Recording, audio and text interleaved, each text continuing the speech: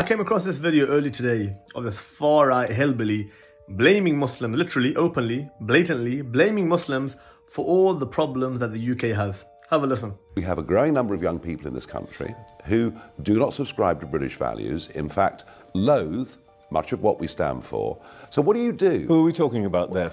Oh, I think we see them on the streets of London every Saturday. What do they look like? Oh, we're talking about... What do they look like? Are we talking about Muslims here? We are.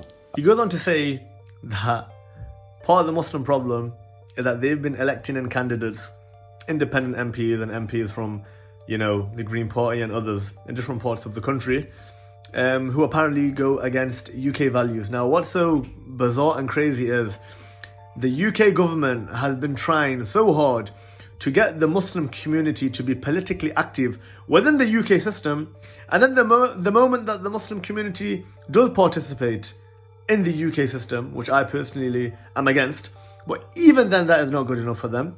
Even then they have an issue with it. Even then they go about pointing fingers that, oh yeah, we did kind of ask them to participate in our Western democratic systems, but they selected the people, they selected representatives for themselves who we don't really align with. Let's be clear, there is a growing population of people in this country, a lot of them very young, who have recently been voting for and electing candidates, right, up and down the country, in inner cities, who stand for a set of values that are completely, not only don't subscribe to our values, but in many cases are totally against our values. And this is the most besharam, shameless part of this interview. When asked, do you blame the Muslim community for all the problems that the UK faces? He answers in such a smug way, no.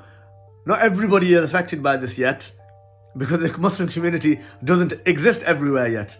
I.e., what you're saying is that the only places where the Muslims do have a problem, where the Muslims do create a problem in UK society, is where Muslims are present. Basically, the moment that the Muslim community expands into other communities, then the people of those communities will also face the same problems. This is a typical tactic used by politicians to deflect the blame from themselves and instead, as usual, blame minorities. So it's not about UK policy. It's not that the UK did Brexit. It's not the government's incompetence to deal with the cost of living crisis. It's not the fact that huge businesses, supermarkets, energy companies are making record high profits at the neglect and the suffering of the people. It's not the government's own direct incompetence for things like how they try to deal with the COVID pandemic, how many billions were wasted on faulty PPE. You've got political corruption going on. You've had a change of the leader of the UK like 4 times in the last God knows how many years. No. None of this is to blame. None of this is an issue for the problem that the UK has. Just blame the Muslims. Every problem you face is down to immigrants and in particular to Muslims. Is that really what you're saying? No, actually, most people aren't yet affected by this because the areas with anti-British values tend to be geographically, at the moment, very tightly concentrated. But they do pose a problem. But you're not resiling from blaming that community. I'm blaming elements of that community. I'm not blaming them, I'm stating a fact.